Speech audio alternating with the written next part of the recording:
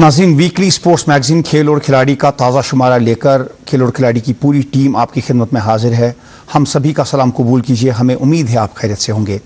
नाज़रीन, प्रोग्राम के आगाज़ में करते हैं भारत के कौमी खेल हॉकी और उसके अलावा जो भारत में एक और खेल है, मशहूर खेल है फुटबॉल, उसकी बात। हॉकी में भारत ने एक बड़ा टाइटल हासिल किया एशिया कप जीतकर, और ये लगातार भारत जो है कुछ बड़े टूर्नामेंट्स जीतकर हॉकी में वापस आने की कोशिश कर रहा है। जो उसका मकाम था उसको वापस हासिल करने की कोशिश कर रहा है। ख़ासकर 2021 में ओलंपिक्स में ब्रोंज़ मेडल जीतकर, और फिर 3 साल बाद पेरिस में एक और मरतबा ओलंपिक्स का ब्रोंज़ मेडल जीतकर, और एशिया के टूर्नामेंट्स जैसे एशियन चैम्पियंस ट्रॉफी हो या एशियन गेम्स का गोल्ड मेडल हो, ऐसे टूर्नामेंट्स जीतकर भारत की हॉकी टीम ने गुज़श्ता कुछ साल से ये दिखा दिया है कि जो खिलाड़ी हैं, जो हॉकी इंडिया का एक माहौल बन गया है बड़े टूर्नामेंट्स को टारगेट करने का, वो एक कामयाब सफ़र हो रहा है। और उम्मीद की जा रही है कि जो अगले साल वर्ल्ड कप है 2026, जिसके लिए अब भारत ने क्वालिफाई किया, उसमें भी भारत की टीम अब उम्दा परफॉर्मेंस दिखाएगी। इसके साथ साथ फुटबॉल में 8 मिल्की CAFA नेशंस कप जो ताजिकिस्तान में मुनक़िद हुआ, उसमें भारत की फ़ुटबॉल टीम ने ब्रोंज़ मेडल हासिल किया। बहुत बड़ी बात है भारतीय फ़ुटबॉल शायकीन के लिए, और ख़ासकर कश्मीर के फ़ुटबॉल लवर्स को खुशी ये हुई कि दानिश फारूक को इस टूर्नामेंट में 2 अहम मैचेस खेलने का मौका मिला। और अब नाज़रीन, आज के प्रोग्राम की बात। मेहमान हमारे साथ बैठे हैं, किस खेल के साथ इनका ताल्लुक है, क्या बात होगी, इसके लिए आप कीजिए ज़रा सा इंतज़ार। प्रोग्राम का आगाज़ करते हैं हस्ब दस्तूर लोकल स्पोर्ट्स की खबरों से। चलते हैं इसके राउंड अप के लिए फारूक अहमद के पास।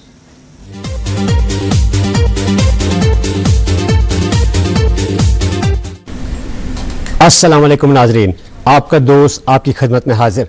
नाज़रीन किराम, जैसे कि आप जानते हैं जम्मू कश्मीर के मुख्तलिफ मुकामात पर इन दिनों कई तरह की खेल सरगर्मियाँ शदमत से जारी है, जिनमें नौजवान बढ़ चढ़ कर शिरकत कर रहे हैं। ऐसे ही जम्मू कश्मीर के खिलाड़ी मुल्क के दीगर हिस्सों में भी कई तरह की खेल इवेंट्स में आजकल शिरकत करते हुए नजर आ रहे हैं। क्या कुछ रहा पूरे हफ्ते के दौरान इन खेलों में खास, किस टीम और खिलाड़ी को मिली जीत और किसे मिली हार, ऐसी तमाम खबरों पर मबनी है हमारा आज का लोकल राउंड अप आपके लिए तैयार।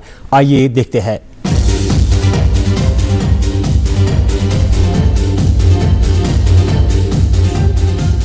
श्रीनगर में जारी हॉकी लीग 2025 का दूसरा एडिशन रंगारंग तकरीब के साथ हुआ मुकम्मल। फाइनल मुकाबले में GLN हॉकी क्लब ने बादल हॉकी क्लब बारामुल्ला को 2-1 के स्कोर से हराकर मुकाबला जीत लिया। लीग में वादी बर से 16 टीमों ने की थी शिरकत।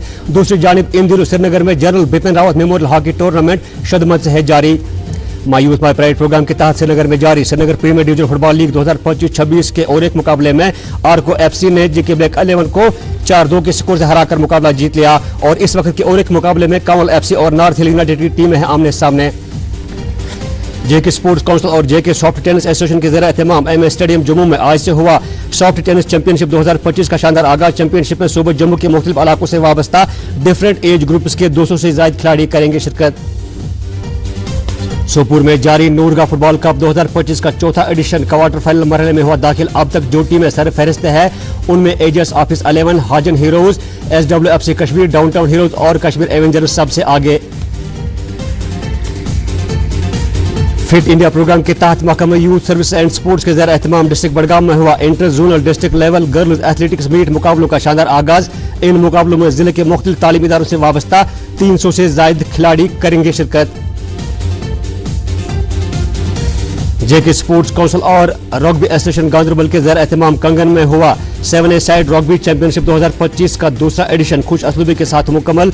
चैंपियनशिप में जिले के मुख्तलिफ इलाकों से वाबस्ता अलग अलग उम्र के 100 से ज्यादा खिलाड़ियों ने जोश के साथ की शिरकत।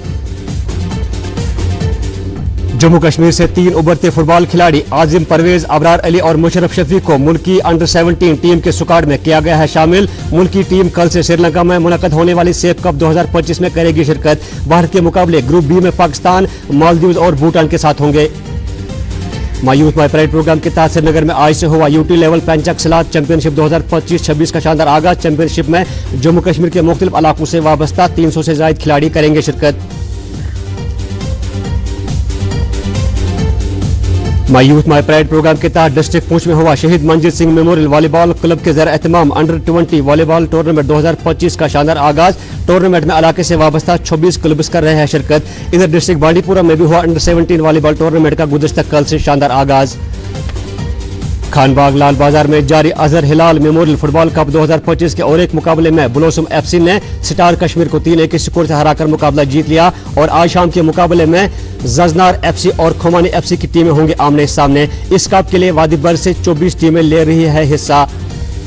श्रीनगर में मुनक्कदा 7A साइड रग्बी चैंपियनशिप 2025 का दूसरा एडिशन हुआ मुकम्मल। चैंपियनशिप में श्रीनगर ने पहला, डिस्ट्रिक्ट बांडीपुरा ने दूसरा, जबकि बारामूला ने तीसरा मुकाम किया हासिल। चैंपियनशिप में वादीबर से 8 टीमों ने की थी शिरकत। डिस्ट्रिक्ट बारामूला में जारी चिनार प्रीमियर लीग 2025 का तीसरा एडिशन हुआ मुकम्मल। फाइनल मुकाबले में सुल्तान वॉरियर समर बुक की टीम ने फाइनल जीतकर सहरा अपने सर सजाया। इस लीग में वादीबर से ताल्लुक रखने वाले 16 टीमों ने की थी शिरकत। नाज़रीन, लोकल स्पोर्ट्स का ये राउंड अप आपकी खिदमत में पेश किया मेरे साथी फारूक अहमद ने। और अब नजर डालते हैं खास नेशनल और इंटरनेशनल स्पोर्ट्स पर इस राउंड अप के साथ।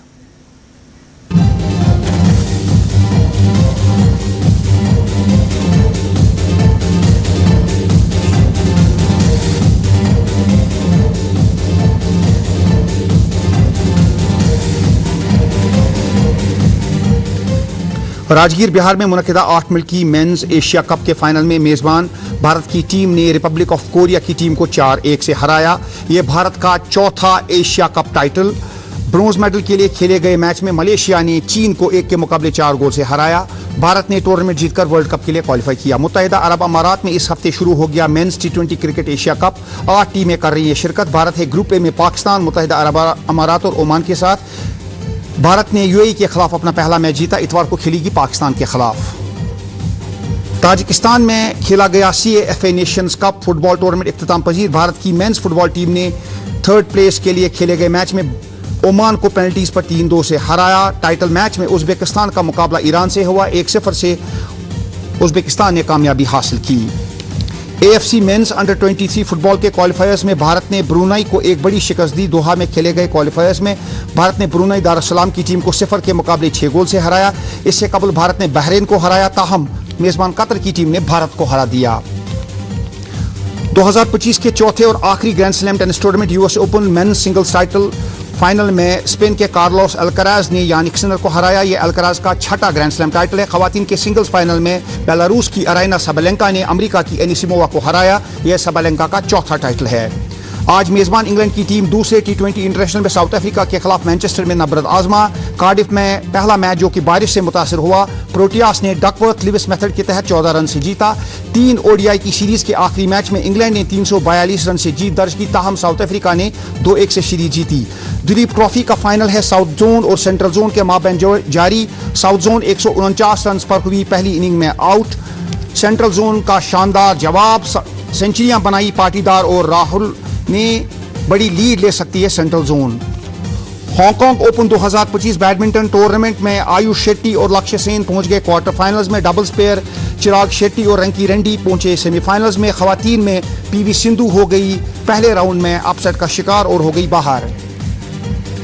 दुनिया भर के फुटबॉल लवर्स की है दिल्ली ख्वाहिश कि अर्जेंटीनियन स्टार लियोनेल मेसी 2026 के वर्ल्ड कप में शिरकत करे। अर्जेंटीना और दुनिया भर के फैंस में हलचल मच गई जब पिछले दिनों यह खबर आई कि मेसी ने अर्जेंटीना की सरजमीन पर अपना आखिरी मैच खेला। कल से टोक्यो में वर्ल्ड एथलेटिक चैंपियनशिप हो रही है शुरू। बरसगीर के एथलेटिक लवर्स की निगाहें 18 सितंबर पर मरकूज, जिस दिन होगा मेंस जेवलिन में नीरज चोपड़ा और अरशद नदीम का मुकाबला। चोपड़ा हैं डबल ओलंपिक मेडलिस्ट और उन्होंने 1 गोल्ड मेडल और 1 सिल्वर मेडल हासिल किया मेंस जेवलिन में, और अरशद नदीम ने भी पिछली मरतबा गोल्ड मेडल हासिल किया। देखना है क्या होगा मेंस जेवलिन के इवेंट में। सभी शायकीन ने और फैंस की निगाहें मरकूज हैं इस इवेंट पर। नाज़रीन, और अब प्रोग्राम में है वक्त मेहमान से मुलाकात का। तो कौन है मेहमान, यह आपको बताएंगे मेरे साथी रोशन ख्याल।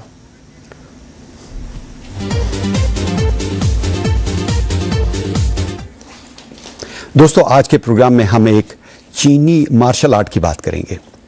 ये मार्शल आर्ट, इसकी तारीख हज़ारों सालों पर मुहित है। इसका जो नाम है वो 2 चीनी अल्फाज का मुरक्कब है। और ये खेल हालांकि ओलंपिक स्पोर्ट नहीं है, लेकिन इसे अगले साल यूथ ओलंपिक गेम्स में शामिल किया जाना है, ताकि ये देखा जाए कि क्या इसका पोटेंशियल है ओलंपिक खेलों में शामिल किए जाने का। और अगर ये तजुर्बा कामयाब रहा तो आइंदा समर ओलंपिक्स में इस खेल को शामिल किए जाने की तवक्को है। आप समझ गए होंगे कि हम वुशु की बात कर रहे हैं। वू यानी मार्शल और शू यानी आर्ट, ये दो लफ्ज़ जो चीनी लफ्ज़ हैं। जहाँ तक इसकी वर्ल्ड फेडरेशन का ताल्लुक है, उसे कहते हैं इंटरनेशनल वूशो फेडरेशन, जिसने अब तक 11 वर्ल्ड कप मुनाकिद किए हैं और बहुत सारे यूथ टूर्नामेंट भी मुनाकिद किए हैं।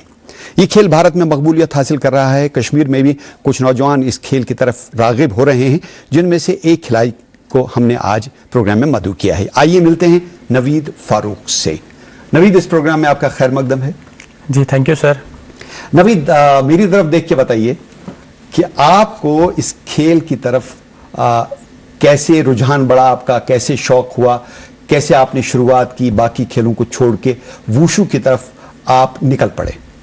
सर एक्चुअली मैं बचपन से मेरा शौक पहले था क्रिकेट खेलने का, तो मैं काफ़ी टाइम क्रिकेट भी खेला। तो फिर एक टाइम ऐसा आया कि हमारे स्कूल में कंपटीशन हुआ था, खेलो इंडिया का कंपटीशन।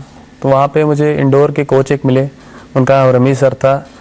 तो उन्होंने मुझे ऐसे बोला कि आप आ जाओ, क्योंकि वहाँ पे मैंने नॉर्मली एक फ़ाइट खेली थी। तो उन्होंने बोला आप स्टेडियम आ जाओ, वहाँ पे प्रैक्टिस करने के लिए आ जाओ, आप में पोटेंशियल है, आप कर पाओगे। तो फिर टाइम चलता गया तो मैं स्टेडियम गया। जब आपने पहली बार वुशु खेल से तारुफ किया अपना, और रमीज़ ने आपको बताया, रमीज़ आपके जो कोच हैं, कि इस खेल की तरफ आप आइए, उस वक्त आपकी उम्र क्या रही होगी और क्या आप स्कूल में पढ़ते थे या कॉलेज में पढ़ते थे? नहीं, मैंने असल में 2017 में स्टार्ट किया था, तब मैं 8th क्लास में था। अच्छा। तो वहाँ पे नॉर्मली एक कंपटीशन हुआ था, तो उन्होंने मुझे बताया कि आप आ जाओ। तो मेरा एक फ्रेंड भी था मेरे साथ, समीर, तो हम दोनों स्टेडियम चले गए। तो घर वालों ने भी पहले तो ऑब्वियसली जो सुनते हैं कि मार्शल आर्ट जहाँ पे मार शार हो, तो वहाँ पे तो जाने नहीं देते। तो पहले घर वाले भी घबरा गए, बट मम्मी ने बोला कि आप जाइए। तो फिर स्टेडियम ज्वाइन किया। देखिए, जो वुशु है इसका ताल्लुक कई चीज़ों से बताया जाता है। अगर आप वुशु के बारे में थोड़ी तहकीक करेंगे, आपको पता चलेगा इसमें फ्रेंडशिप का उनसुर है, इसमें डिसिप्लिन का उनसुर है, इसमें नेचर के साथ जुड़ा हुआ है, और इसमें आपको फिजिकल फिटनेस की तरफ बहुत ध्यान देना पड़ता है। तो ये तमाम चीज़ें देखा जाए तो ये पॉजिटिव्स हैं, इसमें कोई ऐसी बात नहीं है। और ये खेल जो है डिफेंस, सेल्फ डिफेंस का खेल है। तो आम तासुर जो इसके बारे में है, ये मारधाड़ का खेल है, वो बिल्कुल गलत है। इस बारे में क्या कहते हैं आप? सर मतलब अगर नॉर्मल इंसान की तरफ देखा जाए तो उसको तो ये मारदाड़ी लगेगा, मगर एक चीज़ है कि ये सेल्फ डिफेंस के लिए भी काफ़ी अच्छा है, क्योंकि इसमें जो वुशु है इसको मदर ऑफ ऑल स्पोर्ट्स बोला जाता है, क्योंकि इसमें सभी आता है, किक, पंच आता है, थ्रो भी आता है। तो मारदाड़ी इसमें डिसिप्लिन भी होता है, क्योंकि जो एक प्लेयर होता है कि वो एक सिचुएशन हैंडल कर पाता है, क्योंकि उसमें वो सलाहियत आ जाती है कि वो कोई भी सिचुएशन हैंडल कर सकता है। जी, वुशु के बारे में कहा जाता है कि इसके 2 डिसिप्लिन हैं, सांडा है और एक और डिसिप्लिन है। और साथ में इसके बारे में ये कहा जाता है कि ये जो खेल है, इसको अगर आप परस्यू करते हैं तो आपका जो फ्यूचर है बहुत ब्राइट हो सकता है, provided you become a good player, an outstanding player at the national level और international level. So how do you see future of wushu in Kashmir, और इसके 2 जो डिसिप्लिन है उनके बारे में बताइए। सर वुशु जो है एक चाइनीज़ मार्शल आर्ट है। इसके 2 इवेंट होते हैं, एक सांडा होता है जिसमें फाइटिंग आती है, और दूसरा जो है वो ताउलू होता है जिसमें इवेंट्स होते हैं, जैसे ताइची होता है, वो डेमोन्स्ट्रेट टाइप होता है वो। तो मैं ऐसा बताऊं कि इसमें फ्यूचर काफ़ी अच्छा है, क्योंकि कश्मीर में भी काफ़ी सारे ऐसे एथलीट्स हैं जिनने इंटरनेशनल खेला हुआ है। इवन मैंने भी जूनियर वर्ल्ड चैम्पियनशिप खेली हुई है। तो हमारे काफ़ी प्लेयर्स हैं जिन्हें इंटरनेशनल भी खेला हुआ है। नेशनल में तो काफ़ी सारे मेडल्स है। इवन JNK में भी हाईएस्ट मेडल टैली जो होगी वो वुशु की होगी। हमारे जो फर्स्ट एशियन गेम्स मेडलिस्ट है वो जम्मू से है, सूर्या भानु प्रताप सिंह। तो इसमें काफ़ी अच्छा ब्राइट फ्यूचर है। और हमारे इवन जो इंडिया के चीफ कोच है, first Dronacharya awardee Kuldeep हांडू sir, वो भी JNK से ही है। इंटरनेशनल लेवल का जो स्टैंडर्ड है वुशु का बहुत आगे है, बहुत ऊंचा है as compare to Indian standard. तो ये जो स्टैंडर्ड है, इसमें चूंकि चाइनीज़ खेल है, चाइना से उभरा है, इसकी हिस्ट्री अगर देखा जाए हज़ारों सालों पर मुहित है। चाइना में इसको छोटी छोटी बच्चों को सिखाया जाता है, स्कूल लेवल पे कंपटीशन होते हैं, और बच्चे की जो फिज़िकल और मेंटल स्ट्रेंथ है उसको बढ़ाने के लिए ये खेल खेला जाता है। तो इसको खेल को अब चूंकि ओलंपिक्स की तरफ भी ले रहे हैं, क्या समझते हैं कि एक रेवोल्यूशनराइज खेल है? क्या ये इनकलाब ला सकता है हमारी फिजिकल फिटनेस में, हमारी डिसिप्लिन में, हमारे बच्चों में? उनका फ्यूचर इससे कितना ब्राइट हो सकता है? सर पहले ही तो जो स्पोर्ट्स होता है, चाहे वुशो या इवन कोई भी स्पोर्ट हो, पहले तो इसमें सबसे पहली बात है डिसिप्लिन इंसान सीख ही जाता है, क्योंकि जब डिसिप्लिन है तभी स्पोर्ट्स है। तो अगर हम माने वुशो की बात करें तो इवन ये कब का सर आपका ये फोटो है? मेरा 2018 का है, जूनियर वर्ल्ड चैंपियनशिप जो हमारी हुई थी ब्राजील में, तो ये तब की पिक्स है। जी जी। तो और कौन कौन से टूर्नामेंट आपने खेले हैं? सर मैंने अभी तक 9 नेशनल्स खेले हैं। सर ये तो हमारे यहाँ स्टेडियम में ही हुआ था, एक फेस्टिवल हुआ था, ये मेरी नेशनल की है। तो मैंने अभी तक 9 नेशनल्स खेले और नेशनल गेम्स में मेरा सिल्वर मेडल है। और मैं अभी कैंप में भी हूँ, जो हमारा रिसेंट एशियन गेम्स ट्रायल हुई थी तो उसके लिए भी नॉमिनेट हुआ हूँ। रेंज लेवल स्पोर्ट्स फेस्टिवल 2017 में हुआ था सर जी। ये भी ब्राजील की है, जब हमारी वर्ल्ड चैंपियनशिप थी। ब्राजील का एक्सपोजर कैसा रहा आपका? सर काफ़ी अच्छा रहा। जब हमारा टूर्नामेंट तो वहाँ पे काफ़ी ठंड थी, तो ऐसा नॉर्मली कश्मीर जैसा माहौल लग रहा था वहाँ पे।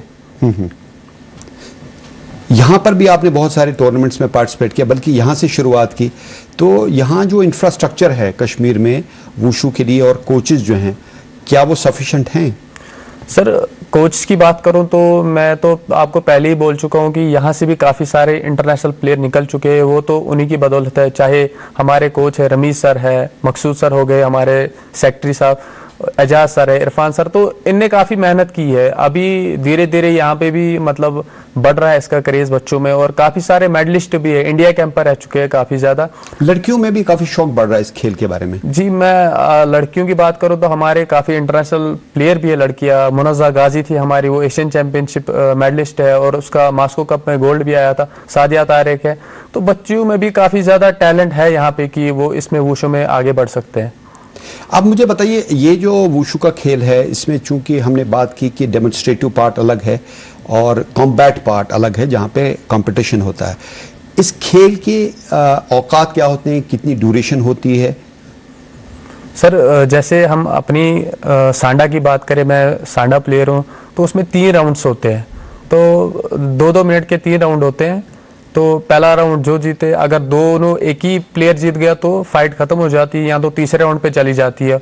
और इवन अगर तीसरा राउंड टाई भी हो जाए तो फिर वेट पे डिसीजन हो जाते हैं। वैसे ही हमारे ताउलू का अलग है, उसका इवेंट होता है, इवेंट की टाइमिंग होती है, उस हिसाब से उसमें स्कोरिंग हो जाती है। तो जो आपने मेडल्स जीते हैं उनके बारे में बताइए, कितने मेडल्स जीते हैं? सर अभी तक मेरे नेशनल में 9 मेडल्स है और नेशनल गेम में सिल्वर मेडल हूँ मैं।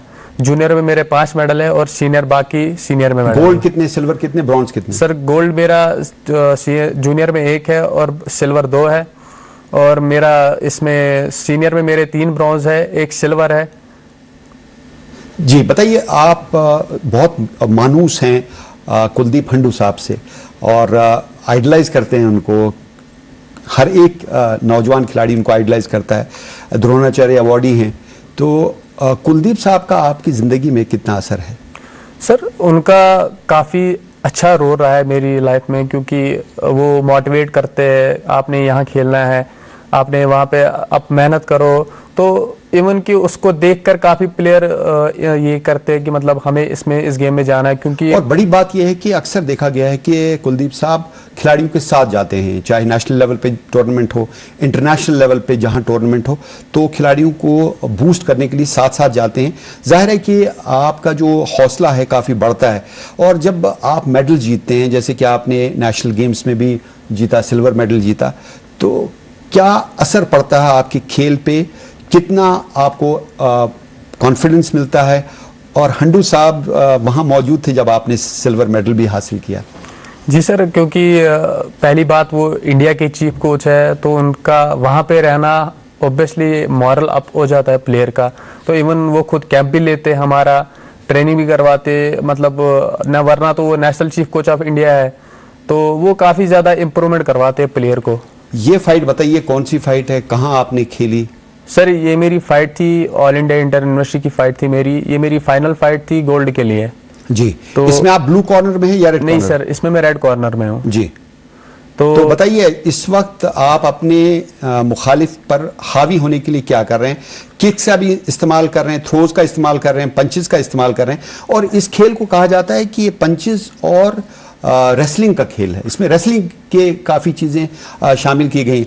आप ग्रैब क्यों करने की कोशिश कर रहे हैं यहाँ पे अपने अपोनेंट को और उसको पटकने की कोशिश कर रहे हैं? सर इसमें क्या होता है कि इसमें ग्रैपलिंग भी होती है, क्योंकि इसमें प्लेयर को गिराना होता है। जैसे अगर खाली प्लेयर को नीचे गिराया तो उसमें 2 पॉइंट मिल जाते हैं, अगर प्लेयर के साथ गिर गया प्लेयर तो इसमें 1 पॉइंट मिलता है, क्योंकि इसमें सबसे यानी जो ऊपर होगा जी उसको 1 पॉइंट मिलेगा, जो नीचे गिरेगा उस पहले उसको पॉइंट नहीं मिलेगा। जी सर। और अगर आपने हेड गियर पर पंच मारा, चूंकि प्रोटेक्टिव गियर्स लगी हैं, हेड गियर लगा है, चेस्ट गार्ड लगा हुआ है आपका, तो पॉइंट्स कैसे डिस्ट्रीब्यूट होते हैं? अगर चेस्ट पे पंच मारा कितने पॉइंट्स मिलेंगे, किक मारी तो कितने पॉइंट्स मिलेंगे, और अगर हेड गियर पे आपने किक मारी या पंच मारा उसमें पॉइंट्स को कैसे डिस्ट्रीब्यूट किया जाता है, अवॉर्ड किया जाता है? हमारे थाई पे इसके 1 पॉइंट होता है, तो चेस्ट गार्ड पे 2 होते हैं, ऐसे फेस पे भी 2 होते हैं, तो 5 का 1 पॉइंट मिलता है। तो सबसे जो क्लीन स्कोरिंग होती है वो थ्रोइंग की होती है, क्योंकि इसमें थ्रोज होते हैं तो इसकी क्लीन स्कोरिंग होती है। मैंने आपको पहले ही बोला कि अगर खाली प्लेयर नीचे गिर गया सिंगल तो 2 पॉइंट मिलते हैं, अगर दोनों साथ में गिर गए तो 1 पॉइंट मिलता है। तो अब आपका जो खेल है वुशु का, इसमें प्लस पॉइंट्स क्या हैं आपके स्ट्रॉन्ग पॉइंट्स क्या हैं और आपके वीक पॉइंट्स क्या हैं?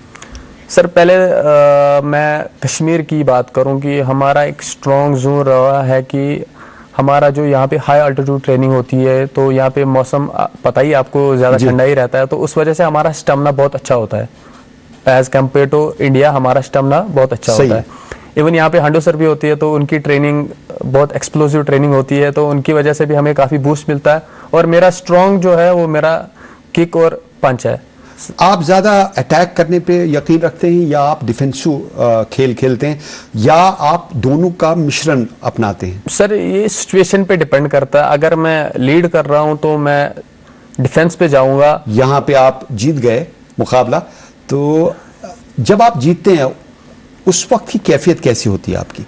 सर मतलब एक प्लेयर के लिए मतलब बहुत अच्छा मतलब वो मंजर होता है उस टाइम की जीता ना, क्योंकि साल भर की मेहनत होती है, तो उस टाइम वो अलग ही फील करता है कि जीतने पे। ये नेशनल चैंपियनशिप थी 2023 की। इस मैच के बारे में बताइए, आपके मुखालिफ कौन थे, कौन सी स्टेज का मैच था और इसके जो नताइज हैं वो क्या थे, और क्या ये मेडल के लिए मैच सर था? ये मेरी क्वार्टर फाइनल बाउट थी, तो इसमें फाइटर जो है ये शायद पंजाब से थे। तो आप ब्लू कॉर्नर में? जी सर। तो इसको थ्रो मारा मैंने, तो इसका शोल्डर डिसलोकेट हुआ था इस टाइम पे। तो वहां पर फिजियो वगैरह होते हैं जो फर्स्ट एड होती है? जी सर, पूरा मेडिकल टीम होता है, पूरे डॉक्टर्स वहां पे होते हैं।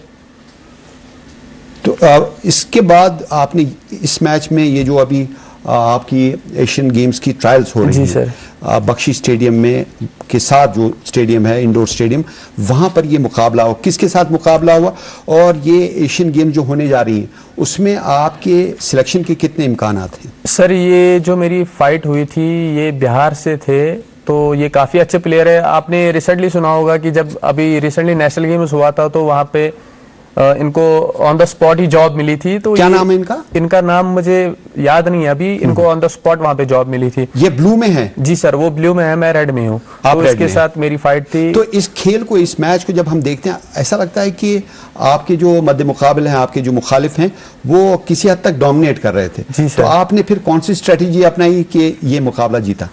सर एक्चुअली पीछे मेरे कोच थे, क्योंकि मेरा एशियन गेम्स का जो था वो लास्ट मोमेंट पे मेरा इंक्लूजन हुआ कि मुझे जाना पड़ेगा, क्योंकि मेरा वेट 85 चल रहा था। तो जो एशियन गेम्स का हमारा वेट है वो लास्ट 75 होता है। तो 10 दिन में मुझे 15 किलो वेट कम करना पड़ा। तो इस वजह से तो फिर जो मेरे पीछे कोच खिला रहे थे तो उन्होंने बोला कि काम होके खेलो, आपके किक पंच अच्छे है तो ज्यादा किक पंच पे जाओ। तो उस वजह से फिर मैं किक पंच पे ही ज्यादा गया।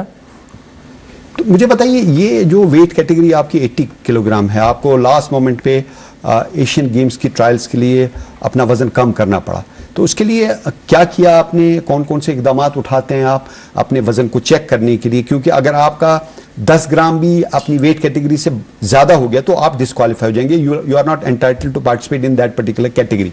How difficult it is to maintain that category, maintain that weight? Sir actually क्या हुआ था कि मैं लास्ट टाइम इंजर्ड हुआ था, तो उस वजह से मैं 6 मंथ्स रेस्ट पे था, तो उस वजह से मेरा वेट भी पुट ऑन हो गया था। बट मैं करता था, हल्का फुल्का प्रैक्टिस करता था मैं। तो फिर लास्ट मोमेंट पे क्योंकि ट्रायल का डेट आ गया, एशियन गेम्स एक ड्रीम होता है कि एशियन गेम्स में जाना है, तो फिर मेरे दोस्त भी थे, मेरे कोच ने भी बोला नहीं आपने करना है, आप कर पाओगे। तो फिर मैंने वेट कट करना स्टार्ट किया क्योंकि 12 दिन रह गए थे।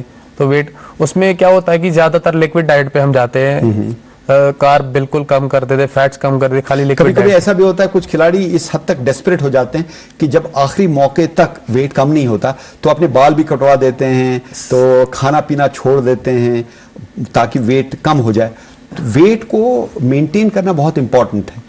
अब जो ये एशियन गेम्स की ट्रायल्स हुई हैं, आपकी क्या एक्सपेक्टेशंस हैं कि आपके सिलेक्शन के इम्कानात कितने हैं, और अगर आप इंशाल्लाह सिलेक्ट होते हैं तो आप कहाँ पे पार्टिसिपेट करेंगे? एशियन गेम्स अगली कहाँ हो रही हैं? सर इसमें क्या है कि जो हमारे यहाँ पे जो ट्रायल्स हुई थी तो उसमें हमारा 8 प्लेयर्स को इनको सिलेक्ट करना था अभी, क्योंकि अभी रैंकिंग टूर्नामेंट्स होने वाले हैं तो काफ़ी टाइम है अभी। तो अभी रैंकिंग टूर्नामेंट्स होंगे, उसमें जो प्लेस बनाता जाएगा तो वो आगे इंशाल्लाह।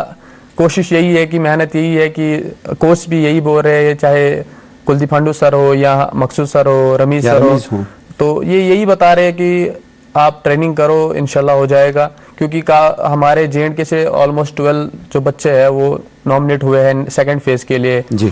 इवन आप सूर्या भानु प्रताप सिंह की बात कर लो, वो काफी मुझे मोटिवेट करते रहते हैं क्योंकि मैं उनको बड़े भाई की तरह मानता हूँ। तो वो भी मुझे मोटिवेट करते रहते हैं कि नहीं आपने करना है। क्योंकि मेरे दोस्त काफी है, जैसे कामरान हो गए, फरदीन है, वासिफ है, तो ये भी मेरे को मोटिवेट करते रहते हैं नहीं आपने करना है, आप कर पाओगे। तो उस वजह से कि एक मोटिवेटर होना जरूरी है कि इंसान को मोटिवेट करे तो सही हो जाता है। और सेल्फ कॉन्फिडेंस भी बहुत ज्यादा होनी चाहिए। सर सेल्फ कॉन्फिडेंस की बात करें तो वो काफी हाई होना चाहिए, क्योंकि जब वेट कट करने की बात आती है सबसे मुझे मुश्किल चीज लगता है कि एक प्लेयर के लिए वेट कट ही होता है। क्योंकि क्या होता है कि लास्ट के साल भर तो इंसान वेट मेंटेन नहीं कर पाएगा, फिर तो बिल्कुल क्लीन डाइट, तो लास्ट मौके पे वेट कम करना। और हमारे इस खेल को फरोग देने के लिए कौन कौन से इकदाम उठाने चाहिए कश्मीर में? सर अभी क्या है कि हमारा जो है इंफ्रास्ट्रक्चर भी अच्छा है, इंडोर स्टेडियम है, बट क्या है कि इक्विपमेंट्स भी काफ़ी ज़्यादा आ गए। मैं बोल रहा हूँ कि अभी काफ़ी लेवल अच्छा हो गया है कि चलिए हम उम्मीद करते हैं कि ये जो मयार है हमारा दिन ब दिन तरक्की करे, ये खेल आगे पनपता रहे और आप जैसे खिलाड़ी मुल्क कौम का नाम रोशन करें। नवीद फारूक आप प्रोग्राम में, आपका बहुत बहुत शुक्रिया। Thank you so much sir. दोस्तों अब प्रोग्राम के आखिरी हिस्से में चलते हैं इमरान गुल के पास।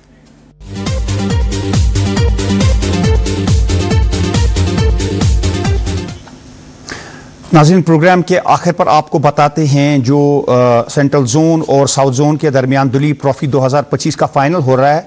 वहां पर आज के दिन का खेल जो है वो इख्तिताम पजीर हुआ। 235 रन की मजमूई लीड हासिल हो गई है सेंट्रल जोन को। उनके कैप्टन जो हैं रजत पाटीदार और उसके अलावा राठौर, उन्होंने सेंचुरियां बनाई और साउथ जोन जिनने सिर्फ 149 रन बनाए थे एक बड़ी लीड हासिल कर ली है सेंट्रल जोन ने पहली इनिंग में। और आपको ये भी बता दें कि खेल और खिलाड़ी हर जुमे 4:45 पर आपकी खिदमत में नशर होता है। इसके अलावा यूट्यूब पर लाइव स्ट्रीम भी होता है और रात 9:30 पर आप फिर से इसको DD कर्स्ट चैनल पर देख सकते हैं। पूरी टीम को आज के प्रोग्राम से इजाज़त दीजिए। खुदा हाफिज।